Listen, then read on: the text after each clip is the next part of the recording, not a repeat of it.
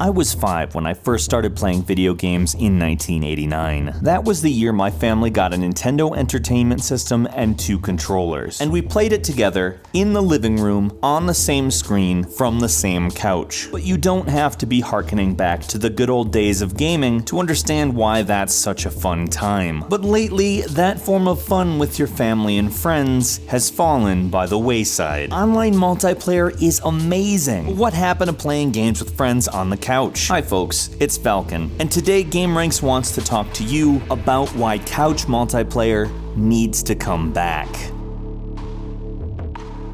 Let me start this off by saying something. I love online multiplayer, but there's just something about sitting down with people I know, or to be more frank, people I love, and having a battle to the death. Yes, a lot of the time I do want to join in impersonal matches of skill, and going on with buddies of mine and proving how good we are, please, it's fun as hell. But you can't tell me Super Smash Bros. Isn't a ton of fun when you got 3 of your friends right there. You bought Doritos if you're brand friendly, or like a shrimp platter if you're upper class or something, and you just wallop on each other for a while. Or what about multiplayer campaigns where you all take part in achieving a goal and experience a story together to overcome a massive obstacle as a team? There's something different about it. All of you took the time out of your busy schedule to be in the same place and say to each other, hey, let's have a good time. And it's not just about the game, because while you're playing the game, you have conversations, you see facial expressions, you make noises, you jump up and down. It's just more alive. It's a gathering of friends.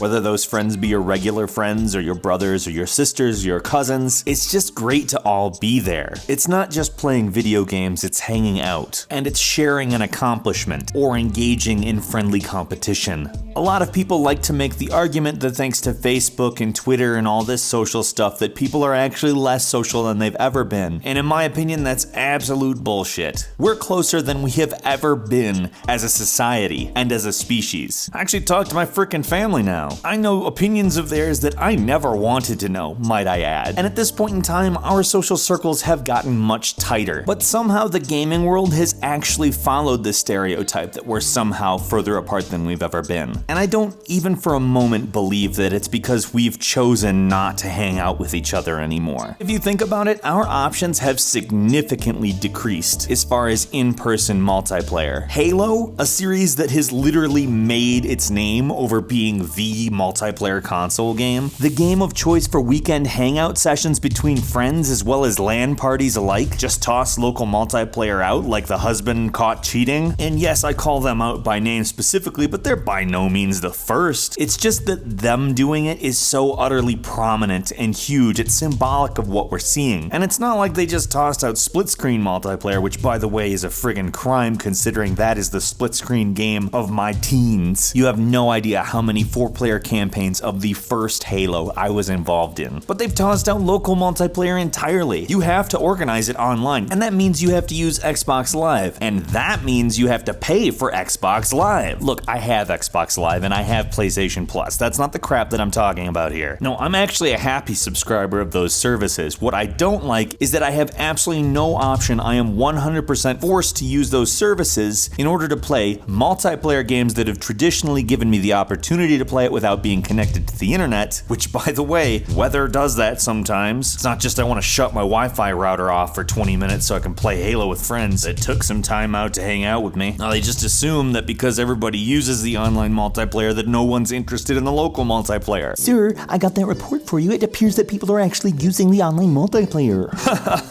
That sounds like a great reason to remove the local option. You know, gamers don't have friends, they're just losers anyway. Why would we want to give them the opportunity to play something with their friends when all they really do is sit in dark rooms alone and cry? I know, sir. I think that about gamers as well. Let's do it.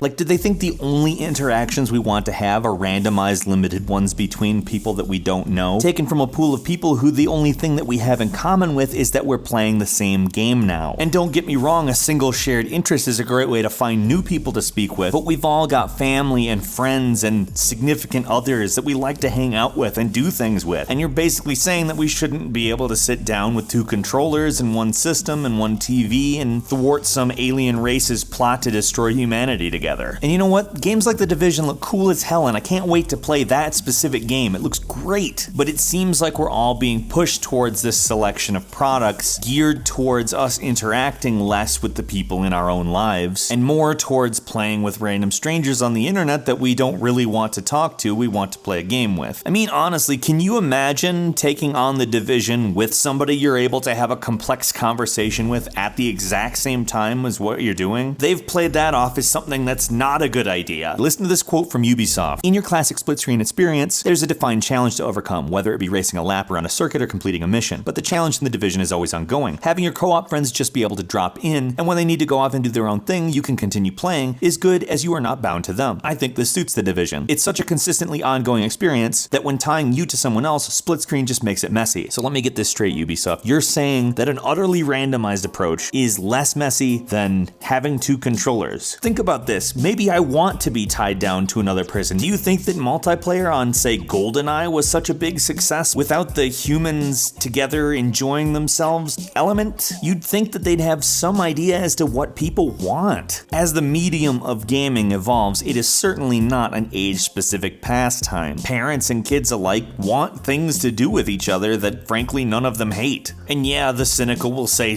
nobody wants to hang out with their parents. That's bullshit. My parents were cool. They played video games with me, and do you know what? I really enjoyed playing video games with them. That's gradually becoming a much more common scenario as people who grow up enjoying games become parents. And one could sit here and give Nintendo a ton of credit for wanting to continue giving families games to play. And if they hadn't totally botched the branding on the Wii U, they'd probably be out on top once again this generation, and once again with inferior hardware. The original Wii destroyed the PlayStation 3 and the Xbox 360. It ate them for lunch. And it's because people like playing games with each other. From Super Mario 3D World, to Mario Kart, to Smash Brothers, to literally any frickin' game you can think of on the Wii, because they seem to all acknowledge the fact that people like doing things together and like video games as well. Why not allow them to play video games together? What I really want is for developers to just start to acknowledge that local multiplayer, both co-op and competitive, is something that we can all enjoy together, and there's no reason not to do it. Yeah, I understand the split screen is not going to perform as well as the single screen. Cool, that's fine. I still want to play games with people. I want to order a pizza and turn on some music, and I want to just have a fun time. If the option to play with other human beings from throughout the entire world is necessary, which by the way necessitates a complex network of computers that host games and send data back and forth throughout an unreliable network of frankly widely varying connections, then I believe it's necessary to say, look, if you want to play it with your friend across the street, just take your controller over there and do it. But enough what I think. What do you think about this? The comment section is open, and this is a topic for discussion that I think we could go on for days. So I look forward to seeing you down there. If you enjoyed this video, please click the like button. Also, if you're not subscribed yet, now's a great time to do so. We upload brand new videos every single day of the week, and the best way to see them first is a subscription. As always, we thank you so much for watching this video, and we will see you next time right here on gameranx.